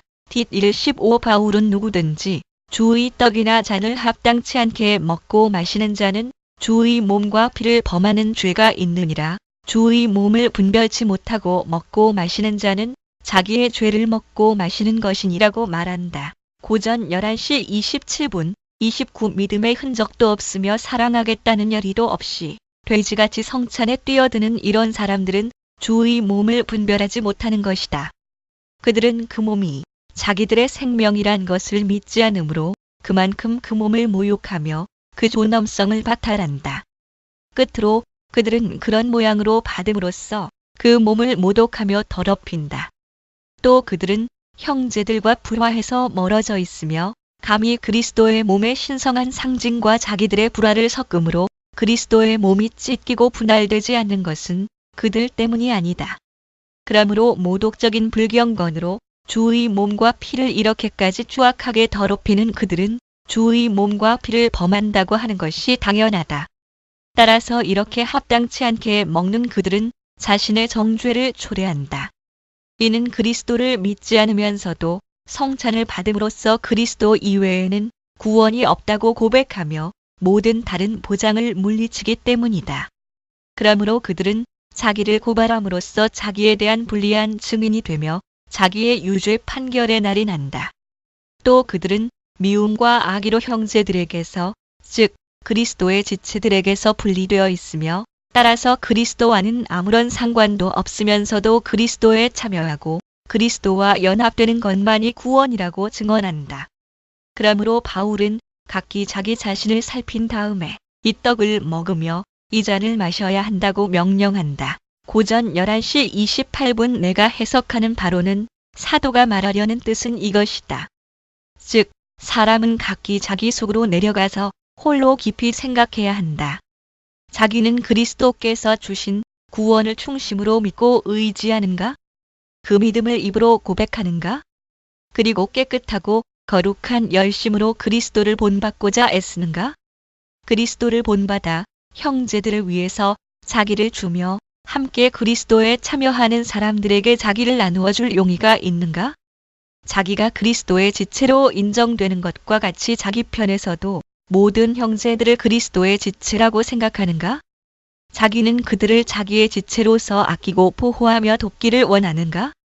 이런 것들을 먼저 깊이 생각해야 한다는 것이다. 믿음과 사랑에 관한 의무들을 우리가 지금 완전히 행할 수 있다는 것이 아니라 우리는 이것을 목표로 정성껏 노력하며 향상시켜서 일단 출발한 우리의 믿음이 매일 자라도록 하라는 것이다. 1.18 41. 누가 합당한가?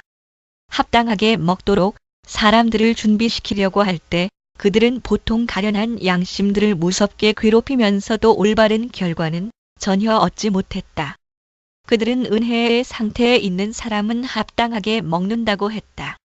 그 은혜의 상태는 모든 죄를 깨끗이 씻어버린 상태라고 해석했다.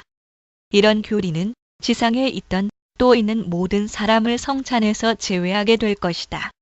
만일 우리가 우리의 힘으로 합당하게 되어야 한다면 우리에게는 소망이 없다. 우리에게 남는 것은 절망과 멸망뿐이다. 우리는 아무리 전력을 다하더라도 전진이 없을 것이며 합당하게 되고자 굉장히 애쓴 다음에도 결국 가장 합당치 못하게 될 것이다.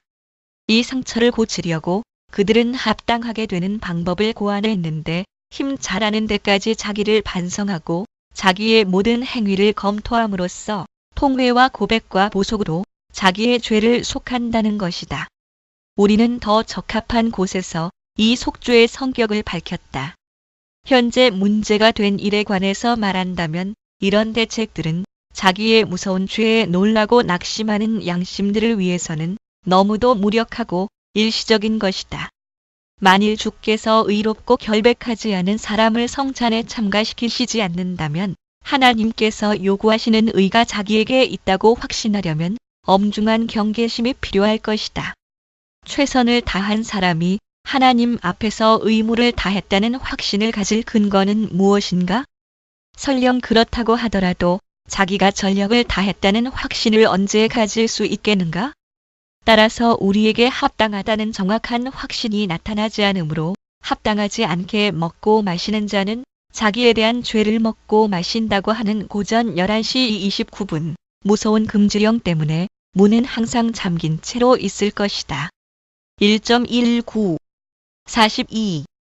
믿음과 사랑은 필수 조건이지만 완전성은 그렇지 않다. 그러면 교황 제도에서의 지배적인 교리의 성격과 그것의 출처를 판단하기는 어렵지 않다. 그것은 지나치게 가혹한 요구를 내세움으로써 떨며 슬퍼하는 가련한 죄인들에게서 성찬의 위안을 빼앗는다. 그러나 성찬에 의해서 복음의 모든 기쁨이 죄인들 앞에 제시된다. 참으로 악마가 죄인들을 가장 신속하게 멸망시키는 방법은 지극히 은혜로우신 하늘 아버지께서 그들에게 먹이고자 하시는 이 양식을 맛보지 못하고 먹지 못할 정도로 그들을 미치게 만드는 것이다. 그러므로 우리는 이런 멸망으로 돌진하지 않기 위해서 이 거룩한 잔치는 병자를 위한 약이며 죄인을 위한 위로이고 빈민을 위한 희사라는 것과 건강하고 의롭고 부요한 사람들이 있다면 그런 사람들에게는 아무 유익도 없으리라는 것을 기억해야 한다. 성찬에서는 그리스도가 우리의 양식으로 주어지기 때문에 먹지 못하면 신체의 힘이 없어지는 것과 같이 그리스도가 계시지 않으면 우리는 굶주려 기절하리라고 생각한다. 우리를 살리기 위해서 그리스도를 주신 것이므로 우리 안에 그가 계시지 않으면 우리는 분명히 죽을 것이라고 생각한다. 그러므로 우리가 하나님 앞에 가지고 갈 수 있는 유일한 타당성은 우리의 추악함과 우리의 소위 합당치 못함을 하나님에게 드림으로써 하나님 의자비가 우리를 그의 앞에 서기에 합당하도록 만들게 하는 것이며 우리 자신에게 실망함으로 하나님 안에서 위로를 얻는 것이고 우리 자신을 낮춰서 하나님께서 들어 올리시게 하는 것이며 우리 자신을 고발해서 하나님께서 우리를 의롭다고 인정하시게 하는 것이고 그뿐 아니라 하나님께서 성찬에서 권면하시는 그 연합을 갈망하는 것이며 하나님께서 우리 모든 사람을 그 안에서 하나로 만드심으로 우리도 우리 모든 사람을 위해서 한 정신과 한 마음과 하나의 말을 원하는 것이다. 이런 일들을 곰곰이 생각한다면 이런 생각들이 우리를 놀라게 할 수는 있으나 결코 절망하게 하지는 않을 것이다. 아무 선한 것도 없고 죄로 더럽혀져서 거의 죽게 된 우리가 어떻게 주의 몸을 합당하게 먹을 수 있겠는가? 우리는 생각을 고쳐야 한다. 즉, 우리는 빈민으로서 친절한 희사자에게 가고 병자로서 의사에게 가며 죄인으로서 의롭게 만드시는 분에게 그리고 죽은 자로서 생명을 주시는 분에게 간다고 생각해야 한다. 하나님께서 요구하시는 타당성은 첫째로 만사를 그리스도에게 의지하고 우리 자신에게는 아무것도 의지하지 않는 믿음에 있으며 둘째로는 비록 불완전할지라도 하나님께 드리기에는 충분한 사랑에 있다고 우리는 생각해야 한다. 완전한 사랑을 드릴 수 없으므로 하나님께서는 우리가 드리는 불완전한 것을 키우시며 더 좋은 것으로 만드신다. 어떤 사람들은 믿음과 사랑의 타당성이 있다고 생각하는 점에서는 우리와 일치하면서도 타당성의 표준 자체에 대해서는 아주 그릇된 생각을 한다. 그들은 아무도 도달할 수 없는 완전한 믿음과 또 우리들에 대한 그리스도의 사랑과 동등한 사랑을 요구한다. 그러나 이렇게 요구함으로써 그들은 앞에서 말한 사람들과 같이 이 가장 거룩한 만찬에 아무도 접근하지 못하게 만든다. 만일 그들의 견해가 인정된다면 사람은 모두 불완전하다는 죄책이 지적될 것이므로 성찬을 받는 것은 반드시 합당치 못한 행동이 되겠기 때문이다. 성찬을 헛되고 불필요한 것으로 산들 정도의 완전성을 성찬을 받는 사람에게서 요구한다는 것은 미련한 짓일 뿐만 아니라 너무나도 우둔한 짓이다. 이는 성찬은 완전한 사람들을 위하여 제정하신 것이 아니라 약한 사람들을 위해서 곧 약한 사람들을 각성시키며 공허하고 자극하며 그들의 믿음과 사랑을 훈련시키기 위해서 아니 그들의 믿음과 사랑의 결함을 시정하기 위해서 제정하신 것이기 때문이다. 1.20 43. 성만찬에 합당한 집행. 성찬의 외형적인 집행에 대해서는 예컨대 신자들이 떡을 손에 쥘 것인가, 신자들끼리 나눌 것인가, 각기 받은 것을 먹을 것인가, 또 잔을 집사들에게 돌릴 것인가, 다음 사람에게 줄 것인가, 또 떡에는 누룩을 넣을 것인가, 넣지 않을 것인가, 포도주는 붉은 것을 사용할 것인가, 아니면 흰 것을 사용할 것인가, 하는 따위의 문제들은 불필요한 것이며 교회의 생각대로 어느 쪽을 채용해도 좋은 것이다. 그러나 고대 교회에서는 모든 사람이 떡을 손에 쥐는 습관이 있었던 것이 확실하다. 또 그리스도께서는 너희끼리 나누라고 말씀하셨다. 누 22시 17분 역사서들을 보면 누룩을 넣은 보통 떡을 써왔는데 로마 감독 알렉산더가 처음으로 무교병을 좋아했다고 한다. 그러나 나는 이렇게 할 이유가 없다고 생각한다. 신기한 것으로 일반 사람들의 눈을 끌 것이 아니라 그들의 마음에 건전한 경건을 가르쳐야 한다. 나는 경건에 대한 열성이 조금이라도 있는 사람들에게 이런 생명이 없고 너절한 연극은 이미 정신이 마비된 사람들의 감각을 속일 뿐이지만 성찬에서는 하나님의 영광이 그보다 훨씬 찬란하게 빛나며 신자들에게 훨씬 풍부하고 감미로운 영적 위안이 온다는 것을 분명하게 깨닫지 못하느냐고 묻는다. 그들은 미신에 속아 정신이 둔해진 사람들을 마음대로 인도하면서 사람들을 종교에 잡아둔다고 한다. 이런 신기한 짓들을 오래되었다는 것을 구실로 옹호하려는 사람이 있다면 나 또한 고대에는 세례에서 기름을 사용했으며 액마기가 사용되었다는 것과 사도 시대 직후에 성찬은 여러 가지가 혼합되어 부패되었다는 것을 알고 있다. 그러나 이것은 사람의 고질적인 당돌한 태도에서 온 것이었다. 사람은 하나님의 신비에 대해서 항상 제 멋대로 경솔한 짓을 하려는 충동을 억제하지 못한다. 그러나 우리는 하나님께서 그의 말씀에 대한 순종을 아주 귀히 여기신다는 것을 기억해야 한다. 그러므로 하나님께서는 우리가 그의 말씀에 비추어 천사들과 온 세상을 판단하게 하신다. 고전 6:2에 3, 갈 18 그러면 이 복잡한 의식들을 일소하기 위해서는 성찬을 교회 앞에 자주 적어도 일주일에 한 번씩 집행한다면 합당한 집행이 될 수 있을 것이다. 우선 공중 기도로 시작해야 한다. 그 다음에 설교가 있어야 한다. 그리고 떡과 포도주를 식탁에 놓은 후에 목사가 성찬의 제정에 대한 말씀을 반복해야 한다. 다음에 목사는 성찬에서 우리에게 주신 약속의 말씀을 낭독하는 동시에 주께서 금지하신 사람들을 성찬에서 제외해야 한다.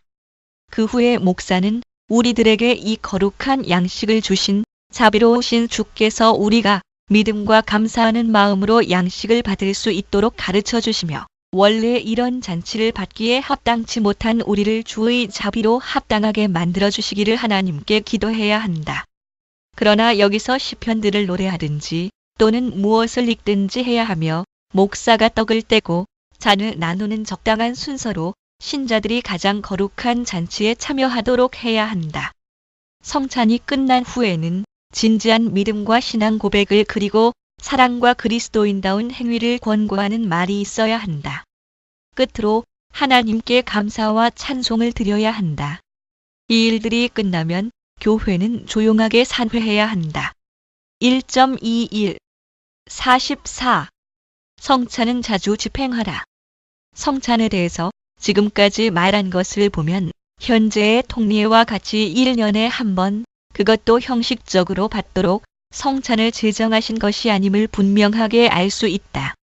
오히려 그와는 반대로 모든 그리스도인이 자주 성찬을 받도록 제정하셨고 자극을 받음으로써 그리스도의 순환을 자주 회상하고 이런 회상에 의해서 믿음을 강화하며 하나님께 감사의 노래를 드리고 하나님의 자비를 선포하며 또 성찬을 자주 받음으로써 상호 간의 사랑을 증진하고 서로 사랑을 증명하며 그리스도의 몸 안에서 단결하는 데서 사랑의 유대를 인식하게 하셨다. 그리스도의 몸을 상징하는 표를 받아 그 상징에 참여할 때마다 우리는 서로 사랑하는 일에 관련된 모든 의무를 다하겠다고 약속하여 필요하고 능력이 미치는 대로 아무도 형제를 해할 수 있는 일을 허락하지 않으며 도울 수 있는 일을 빠뜨리지 않도록 한다. 누가가 사도행전에 기록한 것을 보면 사도 시대의 교회에서는 신자들이 사도의 가르침을 받아 서로 교제하며 떡을 떼며 기도하기를 전혀 힘쓰는 것이 습관이었다. 행 2:42 이와 같이 교회의 집회에서는 반드시 말씀을 가르치고 기도를 드리며 성찬에 참여하며 구제하는 것이 철칙이 되었다. 고린도 교회에서도 이런 질서가 확립되어 있었다는 것은 바울 서신에서 충분히 추론할 수 있다. 고전 11시 20분, 그 후 여러 세기 동안 이 질서가 계속되었다. 아나클레투스와 칼릭스투스의 교회법에 성별이 끝난 후에는 교회 밖에 있기를 원하지 않는 사람은 모두 참여해야 한다고 하였다. 사도적이라고 부르는 고대 교회법에도 끝까지 남아 성찬에 참여하지 않는 사람들은 교회를 문란케 하는 자로서 마땅히 교정되어야 한다고 했다. 안디옥 회의에서도 교회에 들어와서 성경 말씀을 듣고도 성찬에는 참가하지 않는 사람들은 이 허물을 고치기까지 교회에서 제거하라고 결정했다. 제1차 톨레도 회의에서는 이 규정이 완화되었으나 적어도 온화한 용어를 사용했으나 역시 설교를 듣기만 하고 성찬에는 참여하지 않는 사람들에게는 경고를 하라고 하고 경고를 받은 후에도 여전히 참여하지 않는 사람은 제명하라고 결정했다. 1.22 45. 참여할 의무에 대한 어거스틴과 크리소스톰의 견해. 거룩한 분들은 이런 법을 정해서 성찬을 자주 받는다는 사도들 자신이 정한 관습을 유지하며 보호하려고 한 것이 분명하다. 빈번한 성난 참여가 신자들에게 유익함에도 불구하고 일반적으로 등한시에서 점점 폐지되는 것을 보았기 때문이다. 어거스틴은 자기 시대에 대해서 말했다. 이 일의 신비는, 즉 그리스도의 몸의 연합의 신비, 어떤 곳에서는 매일 주의 식탁에 진설하며 매일 그 식탁에서 받는다. 어떤 곳에서는 일정한 간격을 두고 받는다. 어떤 사람들은 받고 생명을 얻으며 어떤 사람들은 멸망에 이른다. 야누아리우스에게 보낸 제1서한에는 다음과 같은 말이 있다. 어떤 사람들은 주의 몸과 피에 매일 참여하며 어떤 사람들은 일정한 날에 받는다. 어떤 곳에서는 성찬을 제공하지 않는 날이 없고 어떤 곳에서는 토요일과 일요일에만, 또 어떤 곳에서는 일요일에만 제공한다. 그러나 이미 말한 바와 같이 일반 사람들은 간혹 더욱 해이해졌기 때문에 거룩한 분들은 그런 무관심을 묵인한다는 인상을 피하기 위해서 그들을 엄격하게 책망했다. 에베소서에 대한 크리소스톰의 설교에서 이런 예를 볼 수 있다.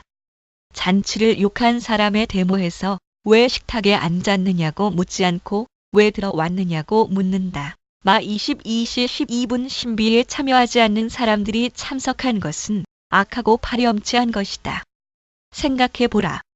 초대를 받고 잔치에 와서 손을 씻고 식탁에 앉아 먹을 생각이 있는 것 같으면서도 실제로는 아무것도 입에 대지 않는다면 이런 사람은 잔치와 주인을 모욕하는 것이 아니고 무엇인가? 그와 같이 당신들은 이 가장 거룩한 음식을 받으려고 기도로 준비하는 사람들 사이에 서 있을 때 그 자리를 피하지 않았다는 사실에 의해서 당신들도 그들 중에 하나라는 것을 고백한 것이 되었다. 그러나 결국은 참여하지 않는다. 처음부터 참석하지 않는 편이 좋지 않았겠는가? 당신은 저는 합당치 못합니다 라고 한다. 그러므로 당신은 기도에 참여하기에도 합당치 못하다. 기도는 이 거룩한 신비에 참여하려는 준비이기 때문이다. 1.23 46. 1년 1회의 성찬 참여에 반대한다. 1년에 한 번 성찬에 참여하라고 하는 이 관습은 누가 처음으로 시작했든 간에 분명히 마귀가 만든 것이다. 제피리누스가 이 명령을 했다고, 하지만 현재의 형태를 가진 교령이었다고는 믿을 수 없다. 당시의 정세로 보아서 그의 명령은 교회를 위해서 그다지 불리한 조치가 아니었을 것이다. 그 시대에는 신자들이 모일 때마다 성찬이 있었다는 것은 의심할 여지가 없다. 그리고 대부분이 성찬을 받았다는 것도 확실하다. 그러나 모든 사람이 일시에 성찬을 받는 일은 거의 없었으며 세속 우상 숭배자들과 섞여 있는 사람들은 외형적인 표징으로 그 믿음을 증명할 필요가 있었기 때문에 저 거룩한 분은 질서와 제도를 위해서 모든 신자가 성찬에 참가함으로써 신앙을 고백하는 날을 정하였다.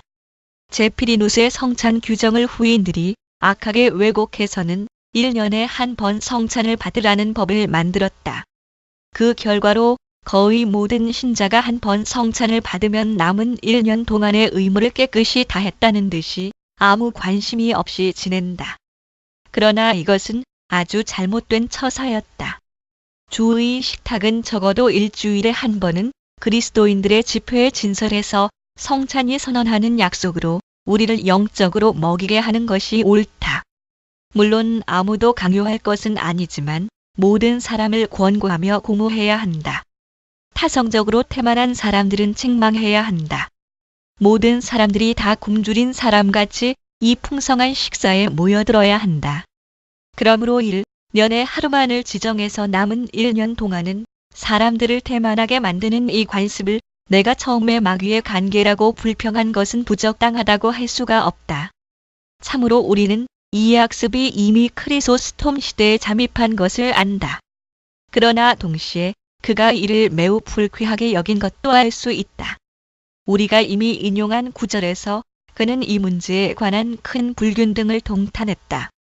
신자들은 어떤 때에는 깨끗한 때에도 자주 오지 않다가 부활절에는 깨끗하지 못하면서도 왔다고 한다. 그리고 탄식한다. 아, 관습이로다. 아, 외람된 생각들이로다. 그러므로 매일 진설해도 허사요. 우리가 성단 앞에 서 있어도 허사로다. 우리와 함께 참여하는 사람이 하나도 없도다. 크리소스톰은 결코 그의 권위로 이 관습을 승인한 일이 없다. 1.24 평신도에게 잔을 주지 않는 것은 불가하다. 47-50 1.25 47 한 가지만 행하는 성찬을 논박한다. 성찬의 절반을 하나님 백성의 대부분에게서 도둑질하는 또는 강탈하는 다른 규정이 같은 곳에서 생겨났다. 피의 상징은 소수의 삭발한 기름 부음을 받은 사람들의 특별 소유이지 불경한 평신도에게 그들은 하나님의 기업을 배전 53 이렇게 부른다. 준 것이 아니라고 한다. 영원하신 하나님의 명령에는 모든 사람이 마시라고 했다. 마 26-27 사람들은 감히 새로운 반대되는 법으로 그 명령을 폐지하고 모든 사람이 마시면 안 된다고 명령한다. 이런 율법가들은 하나님에게 반대하는 그들의 투쟁이 불합리하지 않다는 것을 증명하려고 이 거룩한 잔을 모든 사람에게 준다면 불상사가 생길 위험성이 있다는 구실을 내세운다. 이것은 그런 위험성을 하나님의 영원한 지혜가 예견하지 못했다는 생각이다. 그리고 실로 그들은 하나만 있으면 넉넉히 둘을 대신할 수 있다고 미묘한 논법을 사용한다. 만일 그것이 몸이라면 그것은 그 몸에서 뗄 수 없는 그리스도의 전체이다. 그러므로 몸은 병존에 의해서 피를 포함한다. 는 것이 그들의 논법이다. 우리 인간의 생각을 조금 고리를 늦춰 제멋대로 하게 버려둘 경우 얼마나 하나님의 생각과 일치하는가를 여기서 볼 수 있다. 주께서는 떡을 우리에게 보이시면서 그것을 자신의 몸이라고 하시고 잔을 보이시면서 그것을 자기의 피라고 부르신다. 인간의 이성은 담대하게 거기에 반대해서 그 떡은 피며 포도주는 몸이라고 외친다. 이것은 주께서 말씀과 표징을 써서 자기의 몸과 피를 구별하신 것은 아무 이유도 없었으며 그리스도의 몸이나 피를 하나님과 사람이라고 부르는 것을 들은 일이 있다고 하는 태도이다. 참으로 그리스도께서 자기의 전체를 의미하셨다면 이것이 내 몸이라 이것이 내 피라고 하시지 않고 이것이 내라고 하실 수 있었을 것이다. 성경에는 항상 그렇게 말씀하셨다고 기록되어 있다. 마 14시 27분, 요 18-5, 룩 24시 39분 그러나 주께서는 우리의 연약함을 도우시려고 떡과 따로 잔을 제정하셔서 자신은 우리의 양식과 동시에 음료로도 완전 무결하시다는 것을 가르치신다. 절반을 빼앗긴다면 그가 주시는 영양도 절반밖에 되지 않는다는 것을 우리는 깨닫게 될 것이다. 가령 그들의 구실이 사실이라고 하더라도, 즉 병존에 의해서 피가 방 속에 있으며 몸이 잔 속에 있다고 하더라도 그들은 여전히 주께서 필요하다고 하면서 우리에게 주신 신앙의 강화를 경건한 사람에게서 빼앗는다. 그러므로 우리는 그들의 궤변을 물리치고 이중의 보증에 의해서 그리스도의 규정에서 받는 유익을 굳게 지켜야 한다.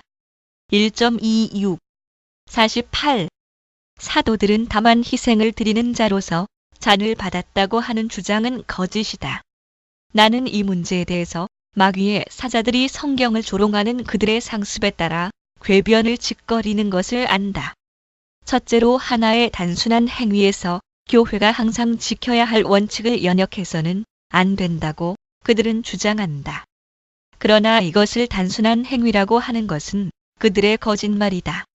그리스도께서는 잔을 주셨을 뿐 아니라 그 후에도 행하라고 사도들에게 명령하셨다. 너희가 다 이것을 마시라. 이것이 명령하신 말씀이다. 마 26, 27 그리고 바울도 그것을 이런 행위로서 기억하고 하나의 고정된 명령으로서 지키라고 권고했다. 고전 11, 25 그리스도께서 이미 선택해서 희생을 드리는 자의 계급에 가입시키신 사도들만이 이 성찬에 참가하는 허락을 받았다고 그들은 다른 구실을 내세운다. 그러나 나는 그들에게 5가지 질문을 하겠다. 그들은 이 질문들에서 도망하려고 하면 반드시 자기의 거짓말 때문에 쉽게 논박을 받을 것이다. 첫째, 하나님의 말씀에 전혀 없는 이 해결책을 어떤 신의 말이 그들에게 주었는가? 성경에는 예수와 함께 식탁에 앉은 사람이 12이었다고 한다. 마 26, 20 그러나 성경은 그들을 희생을 드리는 자라고 불러서 그리스도의 위엄을 떨어뜨리지 않는다. 우리는 적당한 곳에서 이 용어를 논하겠다. 그리스도께서는 그것을 12 제자들에게 주셨지만 그들도 같은 일을 하라고, 즉 서로 나누라고 명령하셨다. 둘째, 더 좋던 시대로부터 사도 시대 후 1000년이 지날 때까지 모든 사람이 예외 없이 2가지 상징에 다 참여한 것은 무슨 까닭인가? 고대 교회는 그리스도께서 누구를 성찬에 참가시키셨는지를 몰랐던가? 여기에서 머뭇거린다든지 질문을 회피한다면 그것은 가장 타락한 파렴치일 것이다. 교회 역사서들과 고대 저술가들의 저서들이 이 사실에 대한 명백한 증거를 제공한다. 터툴리안은 말한다. 육신에게 그리스도의 몸과 피를 먹이는 것은 영혼이 하나님에게서 영향을 얻기 위해서이다. 암브로시우스는 데오도시우스에게 말한다. 폐하께서 어찌 이런 손으로 주의 거룩한 몸을 받으시겠나이까? 어찌 주의 귀중한 피를 폐하의 입으로 감히 마실 수 있겠나이까? 제롬은 성찬을 집례하며 사람들에게 주의 피를 분배하는 사제들을 언급한다. 크리소스톰은 말한다. 구약 율법에서와 같이 사제가 일부분을 먹고 회중이 다른 일부분을 먹는 것이 아니라 한 몸과 한 잔이 모든 사람에게 제공된다. 성찬에 속한 것은 모두 사제와 신도에게 공평하게 나누어진다. 어거스틴도 여러 구절에서 같은 뜻을 확언한다. 1.27 49 후대까지 평신도도 잔을 받았다. 나는 무엇 때문에 이렇게 잘 알려진 사실에 대해서 논쟁을 하는 것인가? 히랍계와 라틴계의 저술가들의 책을 모두 읽어보면 이런 증거는 풍부하게 발견될 것이다. 또 교회에 약간의 성실성이라도 남아있는 동안은 이 관습이 폐지되지 않았었다. 로마 최후의 감독이라고 불러도 좋은 그레고리우스는 그의 시대에도 이 관습을 지켰다고 말한다. 어린 양의 피가 무엇인지를 여러분은 이제 들음으로써 안 것이 아니라 마심으로써 알았다. 그의 피는 신자들의 입에 쏟아졌다. 그의 사후 400년을 지나서 모든 일이 이미 타락했을 때에도 이 관습은 아직 남아있었다. 또 단순한 관습이라고만 생각하지 않고 침범할 수 없는 법으로 인정했다. 참으로 하나님께서 정하신 이 제도에 대한 경외심은 그때에 왕성했고 주께서 짝지으신 것을 사람이 나누는 것은 신성모독임을 사람들은 의심하지 않았다. 겔라시우스도 그렇게 말한다. 어떤 사람은 성체의 한 조각만을 받은 후에 잔은 받지 않는 것을 우리는 발견한다. 그들은 어떤迷信에 매여 있으므로 성찬 전체를 받든지 그렇지 않으면 전혀 참가하지 못하게 해야 한다. 이 신비는 분할하면 반드시 큰 모독이 되기 때문이다. 사람들은 키프리아누스가 말한 이유들에 유의했으며 그 이유들은 당연히 모든 그리스도인의 마음을 움직일 만한 것이었다. 장차 싸우려고 하는 사람들에게 우리가 그리스도의 피를 주지 않는다면 어떻게 그들에게 그리스도를 고백하면서 피를 흘리라고 가르치거나 권고할 수 있는가? 또는 우리가 우선 교회 내에서 그들이 성찬 참가의 권리로서 주의 잔을 마시는 것을 허락하지 않는다면 우리는 어떻게 그들을 순교의 잔에 합당하게 만들 수 있는가? 교회법 학자들이 겔라시우스의 저 명령을 사제들에게 국한시킨다는 것은 너무 유치함으로 반박할 필요조차 없다. 1.28 50. 성경은 모든 사람에게 잔을 줄 것을 분명하게 말하고 있다. 셋째, 왜 그리스도께서는 떡에 대해서는 단순히 먹으라고만 하시고 잔에 대해서는 모두 마시라고 하셨는가? 막 14시 22분, -23, 마 26에 27 의도적으로 사탄의 관계에 반대하려고 하신 것과 같다. 넷째, 만일 주께서 성찬에서 그들이 말하는 대로 희생 드리는 자들만을 존중하신다면 누가 감히 주께서 제외하신 외인들을 성찬에 참가하라고 부를 수 있었겠는가? 또 주만이 주실 권한이 있는 선물에 대해서 그가 명령하시지 않는데 누가 감히 자기에게 권한이 없는 그 선물에 참여하라고 부르겠는가?